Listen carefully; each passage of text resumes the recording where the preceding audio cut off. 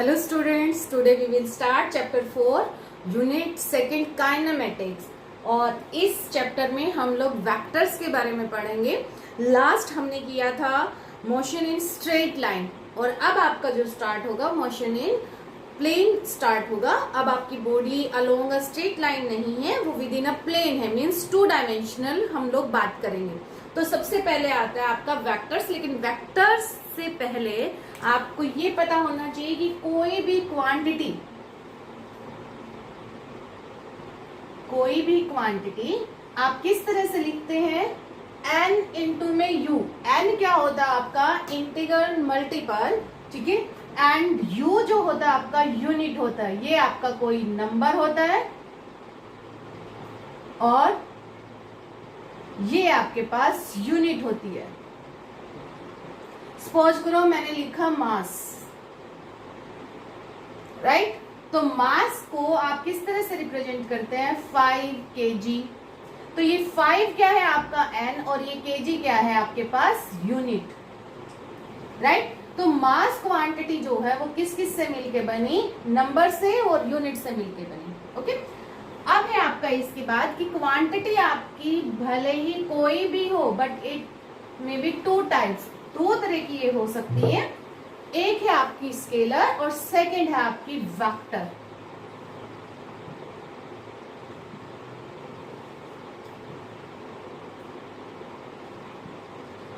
Scalar and vector, ठीक है। Scalar quantity वो होती है विच gives only the magnitude but not gives any direction, जो सिर्फ मैग्नीट्यूड बताती हैं। किसी भी क्वांटिटी से हमें उसकी डायरेक्शन, ऑब्जेक्ट की मोशन की डायरेक्शन नहीं पता चलती, सिर्फ और सिर्फ मैग्नीट्यूड। सपोज करो मैंने बोला कि कोई भी ऑब्जेक्ट है, object moves 5 metre with 7 metre per second speed, ठीक है। अब इसमें मैंने दो क्वांटिटी आपको रिप्रेजेंट कर दी, 5 मीटर और 7 मीटर पर सेकेंड। 5 मीटर इसका मतलब उसने कितनी डिस्टेंस ट्रेवल की, तो ये क्या आ गया आपके पास, डिस्टेंस।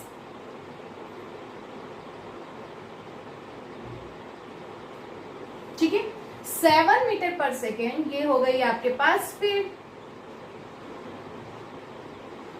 उन्होंने बोला कि उन्होंने इतनी डिस्टेंस ट्रेवल की है ऑब्जेक्ट ने और इस स्पीड से की है, लेकिन यहाँ पर कहीं पर भी हमें ये नहीं पता चल रहा कि ये 5 मीटर जो है डिस्टेंस वो किस तरफ ट्रेवल की है, ईस्ट की तरफ की है या वेस्ट की तरफ की है या A to B की है। सपोज करो हम वो जा रहा है A to B, A B, ठीक है, A to B जाना है या B से A की तरफ आना है, या वो हॉरिजेंटल के साथ जो है वो रोड के साथ या किसी भी और ऑब्जेक्ट के साथ एट एन एंगल थीटा से मूव कर रहा है, ठीक है। तो थीटा ये क्या है, ये भी डायरेक्शन ही होती है यहाँ पर आपकी, ठीक है। तो डिस्टेंस आपकी 5 मीटर 7 मीटर पर सेकेंड, कहीं पर ये नहीं पता चल रहा कि किस डायरेक्शन में मूव कर रहा है, सिर्फ हमें क्या मिला, मैग्नीट्यूड मिला, ठीक है। तो quantity which gives only the magnitude are called the scalar quantity. तो इसका मतलब जो ये आपका 5 मीटर है और ये 7 मीटर है, ये आपका क्या है, एक तरह से स्केलर क्वांटिटी, ठीक है, which gives magnitude,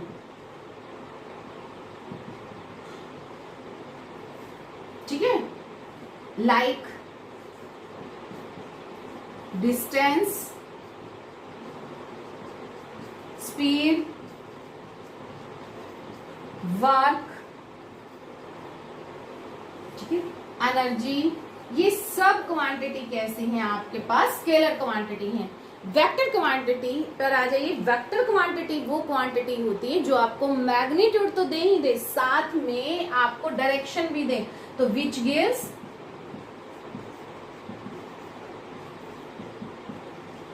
magnitude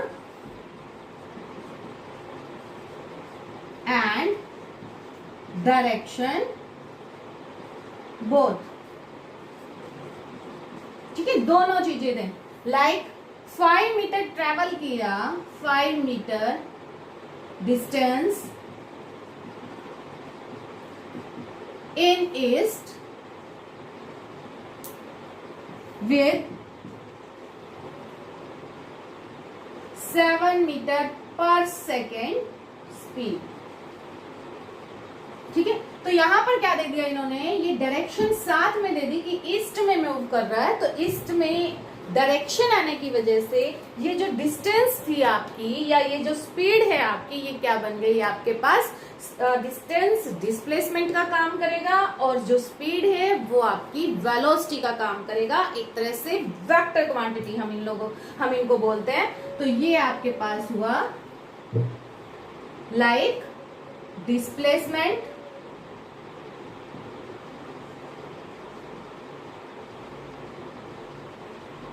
velocity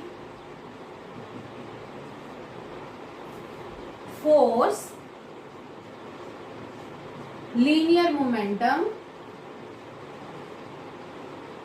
etcetera. ठीक है, तो ये आपकी scalar and the vector quantity. फिर से कर लेते हैं। Scalar which gives only the magnitude, vector which gives both magnitude and the direction. Okay, तो अब हमें इसमें जो पढ़ना है चैप्टर में, वो हमें वेक्टर्स के बारे में पढ़ना है, स्केलर्स के बारे में नहीं पढ़ना है। तो वेक्टर्स पर आते हैं हम। वेक्टर्स भी अब आपका 2 टाइप्स का होता है।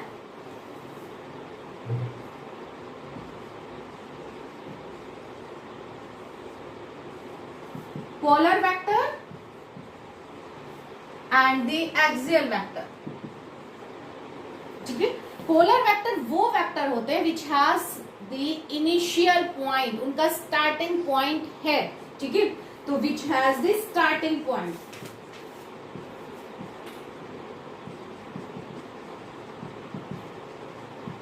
या initial point.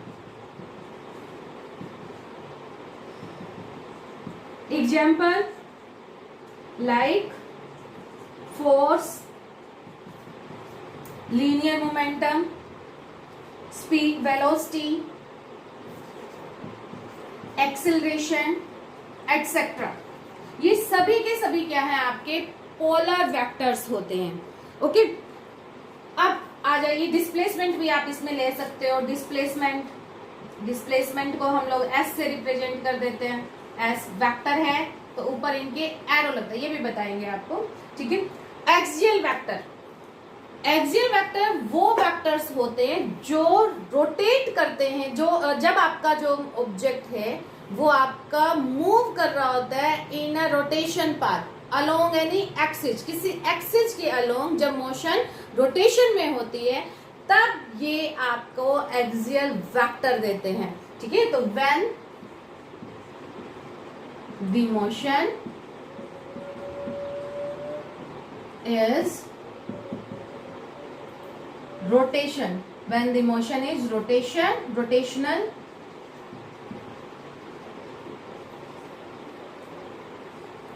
and this vector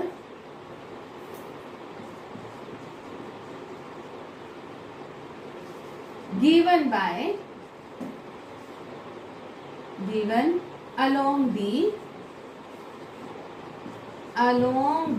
rotational axis के along ही ये दिए जाते हैं।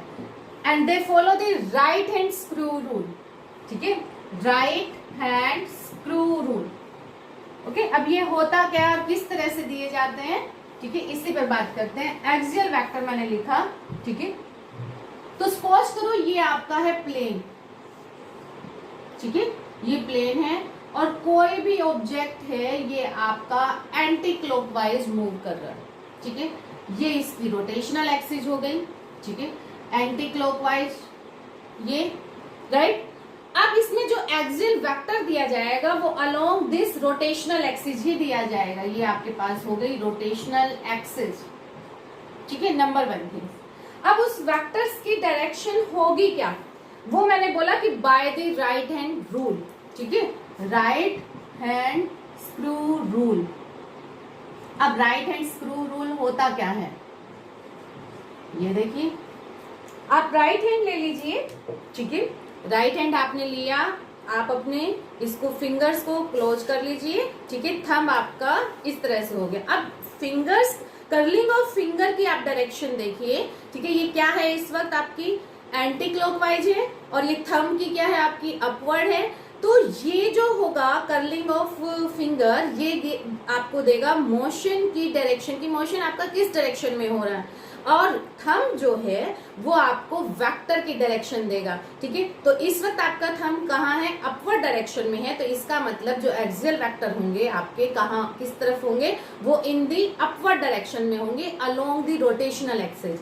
अब आप इसको इस तरह से कर दीजिए। अब देखिए कर्लिंग ऑफ फिंगर क्या हो गई आपकी, क्लॉकवाइज हो गई, ठीक है। कर्लिंग ऑफ फिंगर अगर क्लॉकवाइज है तो थंब की डायरेक्शन क्या हो गई आपकी, नीचे की तरफ। तो आपका जो भी एक्सियल वेक्टर होगा वो अलोंग दी थंब आपका कैसे गया, डाउनवर्ड डायरेक्शन में गया, ठीक है। तो हमारे पास ये दो केसेज आ गए। तो इस केस में आपका जो एक्सियल वेक्टर होगा वो इसी डायरेक्शन में होगा along the rotational axis upward.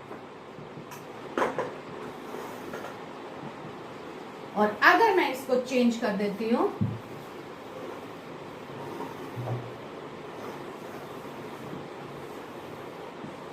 अब आपने क्या ले लिया, क्लॉकवाइज मोशन, ठीक है। ये रोटेशनल एक्सिस हो गई आपकी।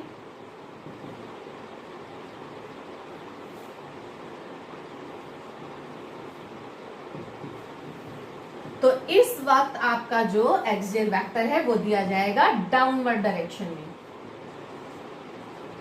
एग्जाम्पल इसके लिए रोटेशनल मोशन में जो भी आपकी क्वांटिटी यूज होती है, like torque,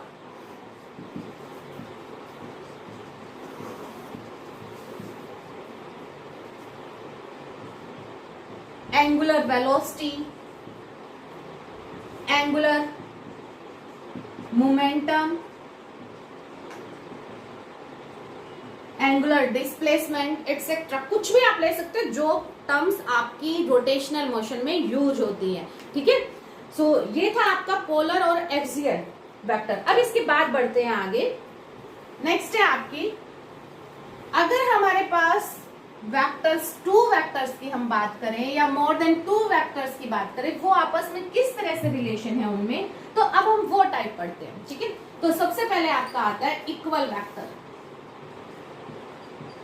equal vector, vectors, ठीक है। एक इक्वल वेक्टर्स वो वेक्टर्स होते हैं जो आपस में इक्वल हो, ठीक है। बाय नेम यही हमें समझ में आया। लेकिन अब यहाँ पर वेक्टर्स जो है वो डायरेक्शन भी देते हैं, तो इसलिए सिर्फ वो इक्वल नहीं, उनकी डायरेक्शन भी क्या होनी चाहिए, आपकी सेम होनी चाहिए।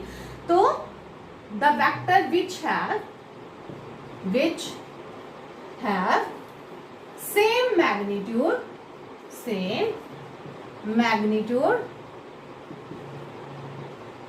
and same direction, like suppose करो हमने एक वेक्टर लिया A और एक वेक्टर लिया हमने B, ठीक है। ये वेक्टर A और ये वेक्टर B, ठीक है। तो ये दोनों वेक्टर्स जो होंगे इनका मैग्नीट्यूड भी सेम होगा, ठीक है। और मैग्नीट्यूड को आप लोग रिप्रेजेंट करते हो इस तरह से, ये दो पैरेलल लाइंस लगा देते हो, इनको बोला जाता है मोड, ठीक है।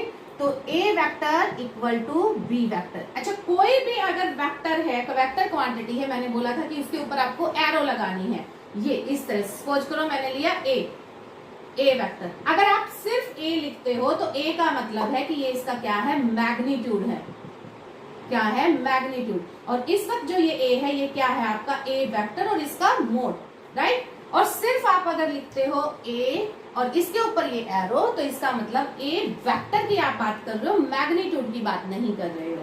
तो इस वक्त ये जो आपका A दिखाई दे रहा है ये क्या है, आपके पास स्केलर, ठीक है। तो ये सिर्फ आपको क्या देगा, 5 kg, ठीक है, 7 मीटर पर सेकेंड, इस तरह से। लेकिन जैसे ही आपने इसको एरो बना दिया, इसका मतलब आपने इसको वेक्टर में कन्वर्ट कर दिया है, ठीक है। और A वेक्टर में जो ये आपने एरो लगाई है इसको बोला जाता है टेल, और इस एरो के आगे का जो हिस्सा है ये डायरेक्शन देता है, इसको बोला जाता है हेड। जिस तरफ ये एरो होगा उसी तरफ आपको डायरेक्शन मिलेगी, और जो ये पीछे आपकी टेल है ये आपको मैग्नीट्यूड के लिए सिंपलाइज होती है, राइट। तो वेक्टर्स को कभी भी लिखो, वेक्टर क्वांटिटी को, तो ऊपर एरो आना चाहिए। अगर आप एरो नहीं लगाते तो इसका मतलब आप सिर्फ उसके मैग्नीट्यूड की बात कर रहे हैं, ठीक है। तो चलिए, ये है आपके equal vector which have the same magnitude and the same direction. Okay, अब आते हैं नेगेटिव वेक्टर्स। नेगेटिव वेक्टर्स वो होते हैं which have the same magnitude but opposite direction. Direction क्या हो गई उनकी? अपोजिट हो गई, अपोजिट डायरेक्शन।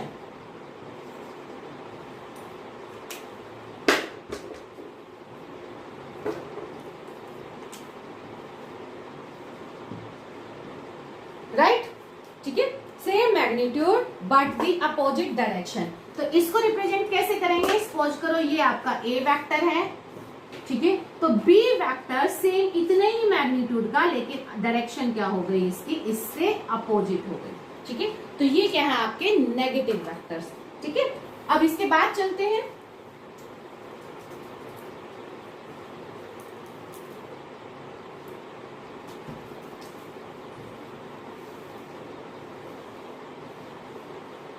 नेक्स्ट है कोइनिशियल।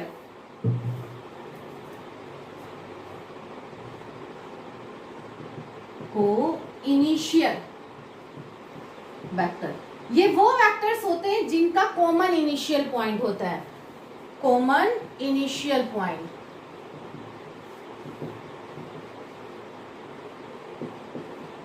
ठीक है, मैग्नीट्यूड भले ही कुछ भी हो, डायरेक्शन भले ही कुछ भी हो, but they have the initial point common. Suppose करो मैंने लिया ये ए वेक्टर, इस पॉइंट से, इसी से ये क्या हो गया आपका बी वेक्टर, इसी से ही आपका क्या हो गया ये सी वेक्टर, और इसी से क्या हो गया आपका डी वेक्टर, इसी से ही आपका ये क्या हो गया ई वेक्टर। तो ये सारे के सारे वेक्टर क्या हैं आपके?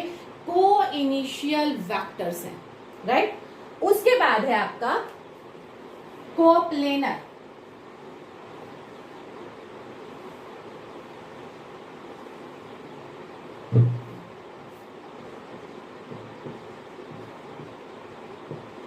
कोप्लेनर, तो कोप्लेनर मतलब जो सेम प्लेन में हो।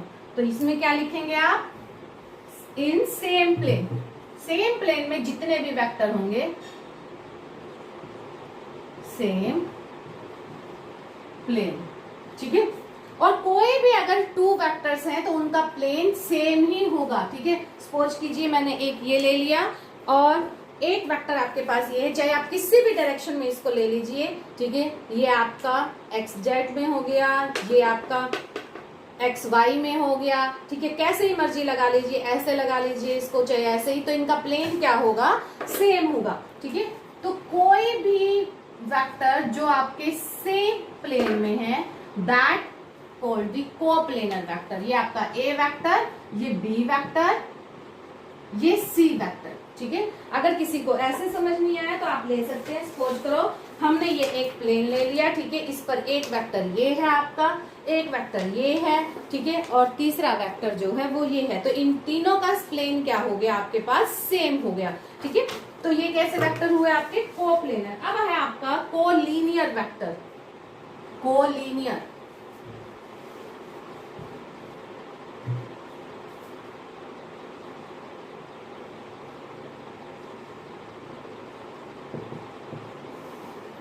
Collinear vector. कोलिनियर वेक्टर्स में हम लोग उन वेक्टर्स को काउंट करते हैं जिनका जो मैग्नीट्यूड है वो भले ही सेम हो या ना हो, बट वो एक दूसरे के पैरेलल होने चाहिए। अब वो पैरेलल में ये इन दी सेम डायरेक्शन भी हो सकते हैं और अपोजिट में भी हो सकते हैं, ठीक है। तो यहां पर क्या आ जाएगा? विच have same direction along a line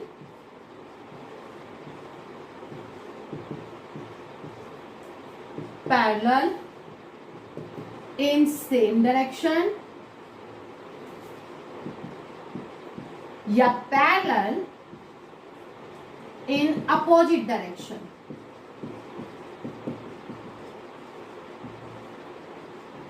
ठीक है, तो इस तरह के जो वेक्टर्स होंगे they are called the collinear vector. Magnitude कुछ भी हो सकता है, मैग्नीट्यूड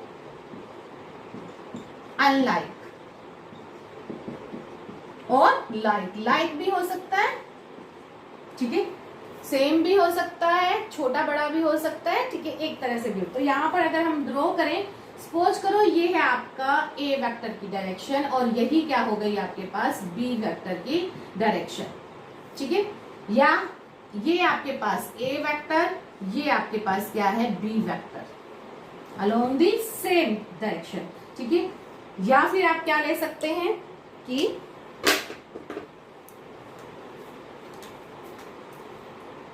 ये हो गया आपका ए वेक्टर और ये आपका हो गया बी वेक्टर. ठीक है, डायरेक्शन भले ही इनकी कोई भी क्यों ना हो. ठीक है, पैरेलल में होनी चाहिए, सेम डायरेक्शन में हो, अपोजिट में हो या अलोंग अ लाइन हो, they make the collinear vectors. ठीक है, तो ये है आपका कोलिनियर. उसके बाद चलते हैं नेक्स्ट, लोकलाइज्ड वेक्टर.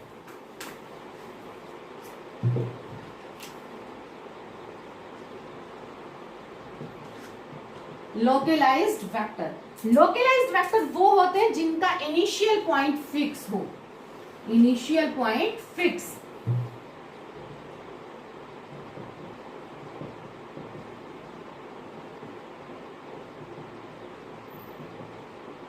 फिक्स्ड.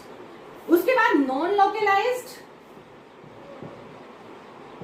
इसका अपोजिट कर दीजिए. इनिशियल पॉइंट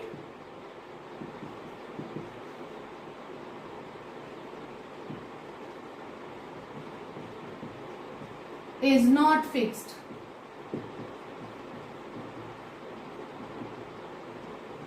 ठीक है, नेक्स्ट आता है आपका कॉन्क्यूरेंट. Concurrent vectors. ये ज्यादातर फोर्सेज पे अप्लाई होता है और उन फोर्सेज को भी हम लोग क्या बोलते हैं, कॉन्क्यूरेंट फोर्सेज बोलते हैं. फॉर एग्जाम्पल, जैसे ये आपका F1 लगा इस पॉइंट पर और इसी पॉइंट पर आपका लगा F2, इसी पॉइंट पर आपका लगा F3. ठीक है, तो ये इस तरह के वेक्टर्स क्या बना रहे हैं आपके कॉन्क्यूरेंट वेक्टर. नेक्स्ट है आपका zero vector.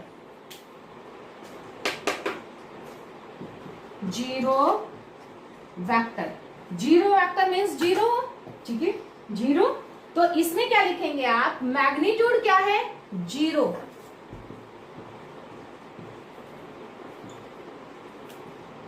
Direction arbitrary.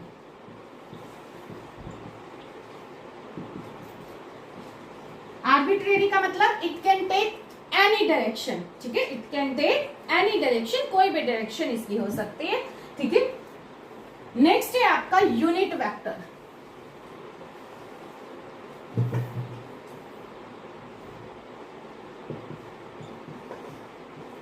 Unit vector, तो यूनिट वेक्टर, यूनिट का मतलब 1 यूनिट का मतलब मैग्नीट्यूड कितना 1. तो मैग्नीट्यूड 1, डायरेक्शन क्या होगी अलोंग दी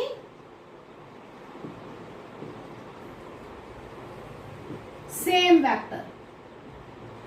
ठीक है, अलोंग दी सेम वेक्टर. अब देखिए मैंने लिखा along the same vector. Unit vector किसी भी वेक्टर का आप ले सकते हो.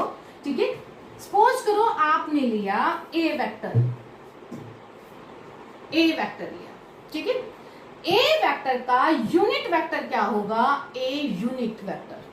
ठीक है, इसका मैग्नीट्यूड, ये क्या है आपका यूनिट वेक्टर. किसका है ये unit vector, of A vector का. ठीक है, ऑफ ए. मैग्नीट्यूड इसको किस तरह से रिप्रेजेंट करेंगे, ये या फिर ये. राइट. अब अगर मुझे ए वेक्टर को लिखना है तो ए वेक्टर जो होता है मैग्नीट्यूड इनटू में डायरेक्शन. ठीक है, तो मैग्नीट्यूड क्या हुआ यहां पर ए, डायरेक्शन जो दी जाएगी वो इस यूनिट वेक्टर से दी जाएगी, मीन्स a इंटू में a यूनिट वेक्टर मिलकर क्या बनाते हैं, a वेक्टर बनाते हैं। तो यहां से अगर आप इसको इस तरह भी लिख सकते हो, ठीक है। तो यहां से a वेक्टर की जो वैल्यू आएगी वो क्या आई आपके पास, a वेक्टर और डिवाइड बाय में a का मोड, ठीक है। तो ये यूनिट वेक्टर, ये आपको याद रखना है, बहुत बार आपका यूज होगा, ठीक है। जो फिजिक्स है 11th की इन्हीं पे बेस्ड है ये आपकी। तो आगे चलते हैं। मोड निकाला कैसे जाता है या मैग्नीट्यूड कैसे निकाला जाता है किसी भी वेक्टर का।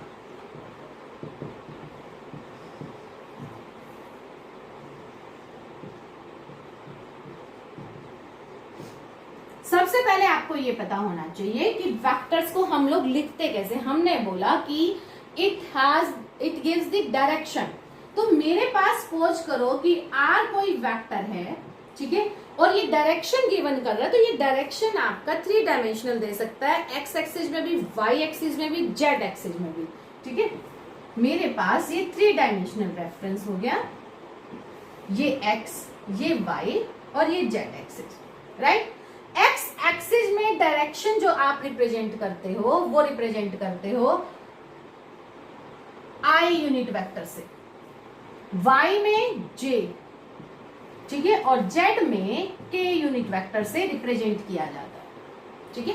तो r अगर आपको कोई वेक्टर लिखना है और तीनों डायरेक्शंस में अगर लिखना है तो ये होगा आपका x i, x के अलोंग मैग्नीट्यूड और ये unit vector along the x axis, y j, y के अलोंग मैग्नीट्यूड और j क्या आ गया आपका यूनिट वेक्टर जो कि डायरेक्शन देगा, z k, सेम आपका यही k क्या हो गया यूनिट वेक्टर जिससे डायरेक्शन मिलती है और z क्या हो गया मैग्नीट्यूड हो गया, राइट। अब जो r का मैग्नीट्यूड होगा, ठीक है, किसी भी वेक्टर का, इसका फॉर्मूला होता है r का square and then square root, ठीक है, ये, ठीक है, r वेक्टर का स्क्वायर, ठीक है, और क्या हो गया इसका मैग्नीट्यूड, ठीक है। अब सपोज करो मुझे इसका निकालना है, या आप a से अगर रिप्रेजेंट करो तो a वेक्टर जो है वो क्या होगा आपका a का square and then square root, ठीक है।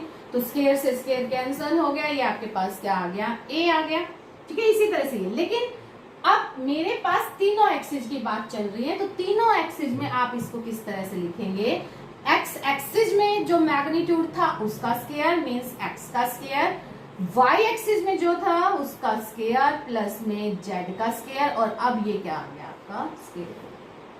अब अगर मैं बात करती हूँ कि कोई वेक्टर सिर्फ 2 एक्सिस में है या इन अ प्लेन है, ठीक है, इन अ प्लेन है, सपोज करो वो एक्स और जेड एक्सिस में है, ठीक है, एक्स और जेड में, तो ये तो आपका क्या था 3 डायमेंशनल था, r का मोड, ठीक है।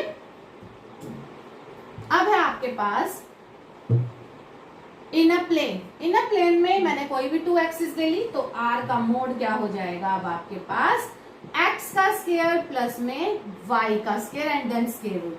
अगर आपके पास ये क्या हो गया 2D, ठीक है, 3D भी लिख देते हैं कि हमने 3D में कितना निकाला था, x स्क्वायर प्लस में वाई स्क्वायर प्लस में जेड का स्क्वायर, ये किसमें आया आपका 3D में।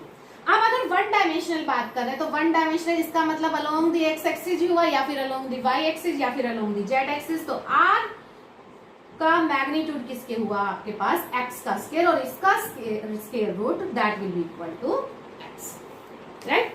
तो ये है आपका मैग्नीट्यूड ऑफ अ वेक्टर्स, ठीक है। किस तरह से हम लोग इन 3 एक्सिस में निकालते हैं, या 2 डायमेंशनल निकालते हैं या 1 डायमेंशनल निकालते हैं।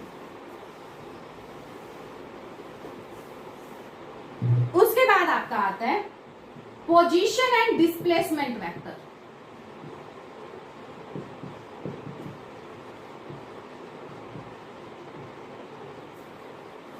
बार बार जरूरत पड़ेगी आपको, ठीक है।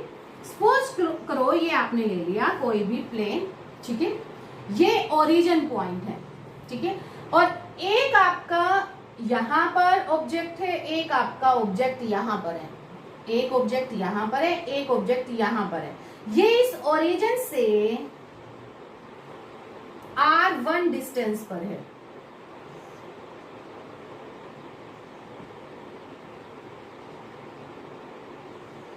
और ये आपका R2 डिस्टेंस पर है।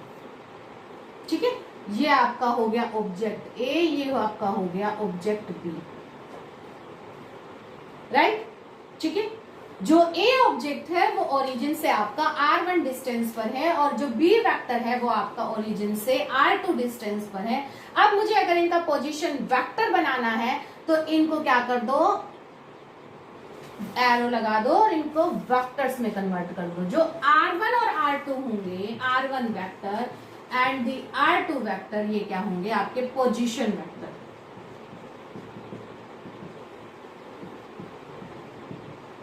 ठीक है, अब बात आती है डिस्प्लेसमेंट वेक्टर। डिस्प्लेसमेंट का मतलब क्या हुआ कि जो A पॉइंट से कोई भी ऑब्जेक्ट है वो कहां गया, B पॉइंट पर गया। ठीक है, मतलब A को B पर आना पड़ेगा।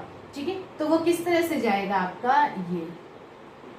ठीक है, तो जो ये है आपका, ये आपका हुआ डिस्प्लेसमेंट वेक्टर। ठीक है, इसको हम लिख देते हैं R, A से B पर गया ये, तो A B। ठीक है, और ये आपको जो देगा वो देगा डिस्प्लेसमेंट वेक्टर, तो R A B। ठीक है, ये क्या हुआ, डिस्प्लेसमेंट वेक्टर।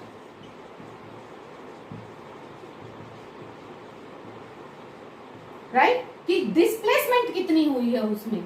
ठीक है, अब इसको लिखेंगे कैसे, आर ए बी, ए से वो बी पर गया है, ए से बी पे गया तो इनिशियल पोजीशन कौन सी हुई उसकी, ए, इनिशियल पोजीशन ए है, फाइनल कौन सी हो गई उसकी, अब बी पर हो गई। ठीक है, तो डिस्प्लेसमेंट कैसे निकालते हैं आप, तो डिस्प्लेसमेंट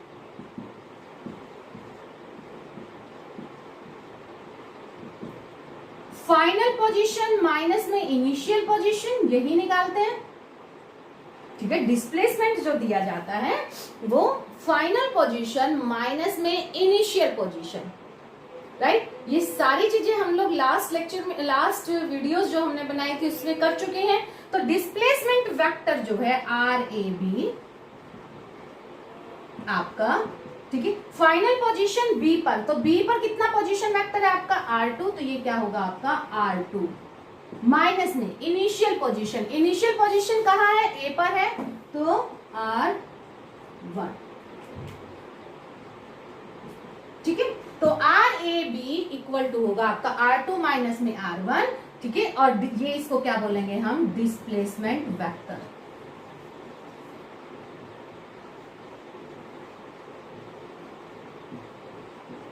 इसी को ही अगर मुझे 1 2 में रिप्रेजेंट करना है तो ये क्या आ जाएगा आपका R1 2, मीन्स 1 से कहां गया वो 2 पर गया। ठीक है, तो आज के लिए इस वीडियो में इतना ही। If you like it then subscribe my channel. Thank you.